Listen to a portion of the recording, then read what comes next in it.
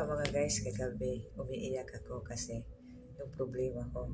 Naawa ko sa mga anak ko. Pero ngayon, medyo okay na kasi yung problema ko kagabi, yung tungkol sa pambili ng bigas ng mga anak ko sa summer, okay na.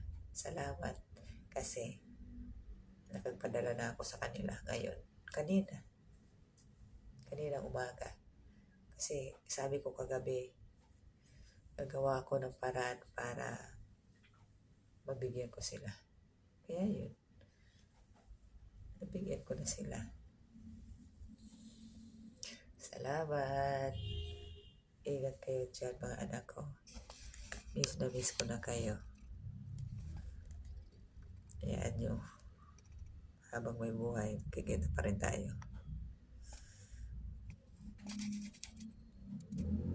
Miss na miss ko na kayo. Mahal na mahal ko kayo mga anak ko. Palagi kayo mag-iingat dyan. Huwag kayong magpapasaway sa mga atin nyo. Makikinig kayo kung ano yung sasabihin sa inyo. Saka mag-aral kayo ng mabuti ha. Ikaw Jessica, huwag mong pababayaan pag-aaral mo. Baka hindi ka na matapuan ha. Nang dahil dyan sa cellphone.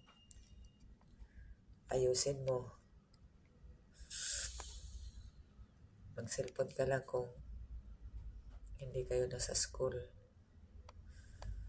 Kaya dapat palagi kang di ba? Kung kaya, di ba tapuan ka palagi. Sana ngayong grade 6 tapuan ka din. At saka kapag nalaman kong tapuan ka pa rin ngayong grade 6 sa graduation mo, uuwi ako. Ako yung aakyat sa stage. Promise. Pangako yan sa'yo, Sika. Uuwi ako kapag ganun pa rin. Siyempre, proud na proud. Kaya,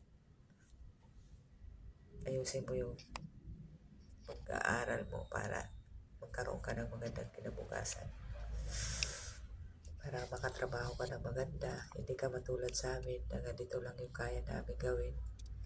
Kaya, yung hindi ko nagawa, ikaw na lang ang magtapos. Yung hindi ko natapos yung pag-aaral ko, sana hanggat maaari, kung kaya, mag-aral ka ng mabuti para sa kinabukasan mo. Diba?